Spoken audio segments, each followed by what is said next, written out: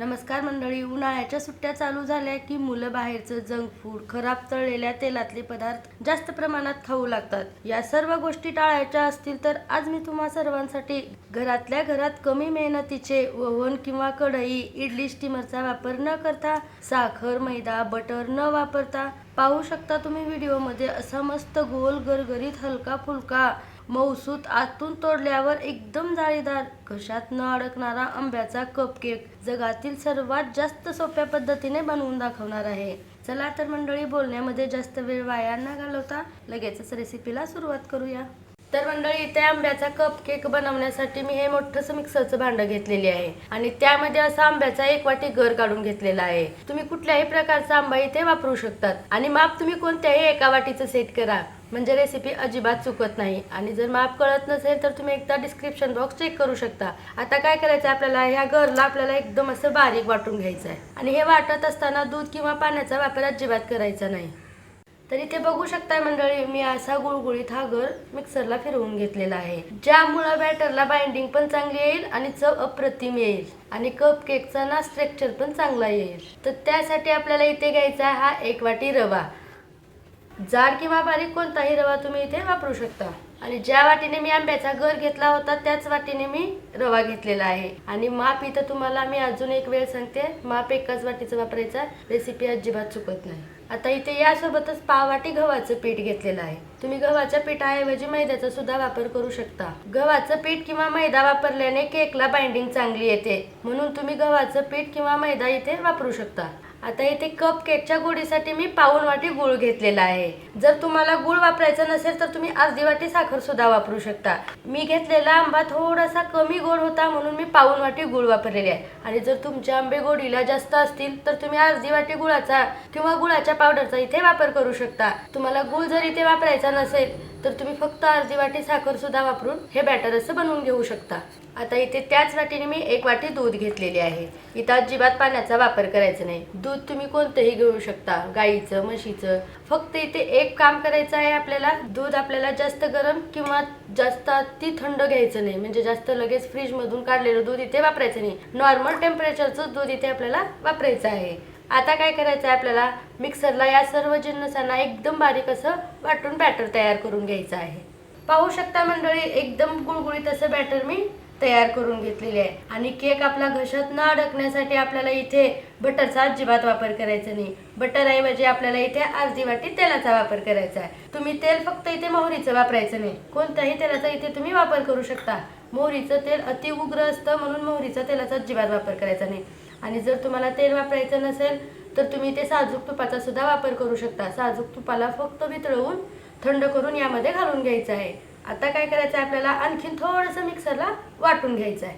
पाहू शकता मंडळी, वाटून घेतलेलं बॅटर अशा एका मोठ्याशा भांड्यामध्ये आपल्याला काढून घ्यायचं आहे. आणि तुम्ही याची कन्सिस्टन्सी बघू शकता, ना जास्त घट्ट ना जास्त पातळ, अशी मीडियम कन्सिस्टन्सीमध्ये वाटून घेतलेलं आहे.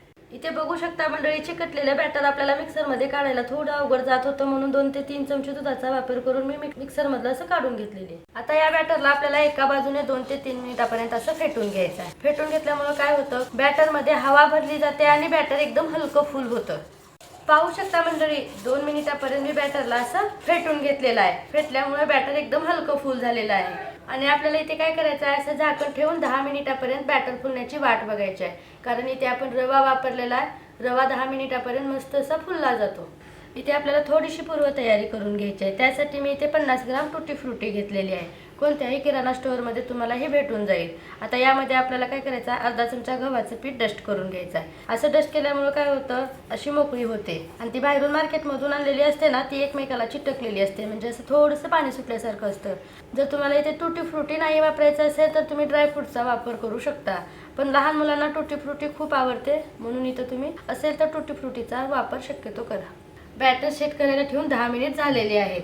रवा मस्त प्रकारे सेट झालेला आहे. आता काय करायचं आहे, आपल्याला फ्लेवर चांगला येण्यासाठी इथे अर्धा चमचा वेलची पावडर वापरायची आहे. तुम्ही कोणतेही इथे व्हॅनिला एसेन्सचा वापर करू शकता. आता यासोबतच आपल्याला जी डस्ट करून ठेवलेली टुटी फ्रुटी घालून घ्यायची. आता या दोन्ही जिन्नसांना आपल्याला बॅटरमध्ये चांगल्या प्रकारे एकजीव करून घ्यायचा आहे. आता इथे बॅटरमध्ये वेलची पावडर आणि टुटी फ्रुटी चांगल्या प्रकारे एकजीव करून घेतलेला आहे. आता इथे कप केकला मस्त असं जाळी पडण्यासाठी आणि कप केक मस्त टम्म फुगण्यासाठी इथे आपल्याला अर्धा चमचा बेकिंग पावडर आणि अर्धा चमचा बेकिंग सोड्याला असं मी मिक्स करून घेतलेला आहे. तुम्ही हे वापरायचं नसेल तर इनोचा सुद्धा वापर करू शकता. आता इथे बेकिंग सोड्याच्या वरती फक्त इथे अर्धा चमचा आपल्याला असं दूध टाकून घ्यायचं आहे आणि आता या बेकिंग सोड्याला चांगल्या प्रकारे एकजीव करून घ्यायचा आहे आपल्याला.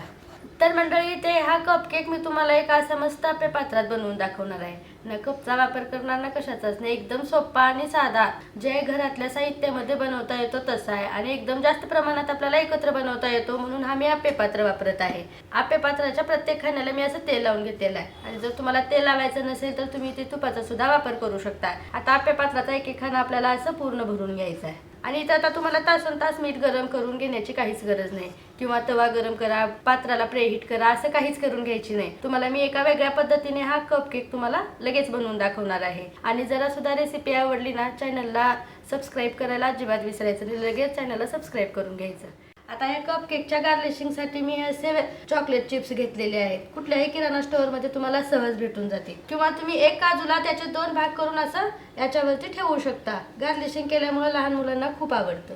आता इथे मी थोडीशी पूर्व तयारी करून घेतलेली आहे. अशी एका कढाईमध्ये 2 ते 3 ग्लास पाण्याला अशी मस्त अशी उकळी आणून घेतलेली आहे. त्यावर हा आप्पे पात्र ठेवून घ्यायचं आहे आणि आपल्याला फक्त झाकण ठेवून 10 मिनिटापर्यंत फास्ट गॅसवर वाफ काढून घ्यायची. तर इथे 10 मिनिट झालेले आहे, झाकण काढायचं आहे.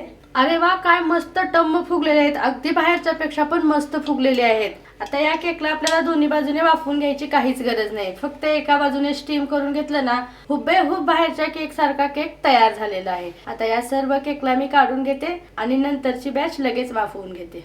अंड न वापरता, ना बटर ना तूप, मैदा व साखरही न वापरता 1 वाटी आंब्याच्या गरापासून मस्त असा हलका फुल मँगो कपकेक वाफवून तयार झालेला आहे. याला तुम्ही आंब्याचे आप्पे पॅन केक सुद्धा बोलू शकता. की सोपी पद्धत आहे, डोळे बंद करून सुद्धा बनवलत ना तरी सुद्धा चुकणार नाही. आणि तोडल्यानंतर पाहू शकता किती मस्त जाळी पडलेली आहे आणि जर तुम्ही खाल्ल्यानंतर सुद्धा घशात न अडकणारा असा मस्त केक तयार झालेला आहे. तर मंडळी, आजची रेसिपी कशी वाटली नक्की कळवा तुमची प्रतिक्रिया कमेंट बॉक्समध्ये. चला तर अशाच एका नवीन रेसिपीसोबत पुन्हा एकदा भेटूया. धन्यवाद.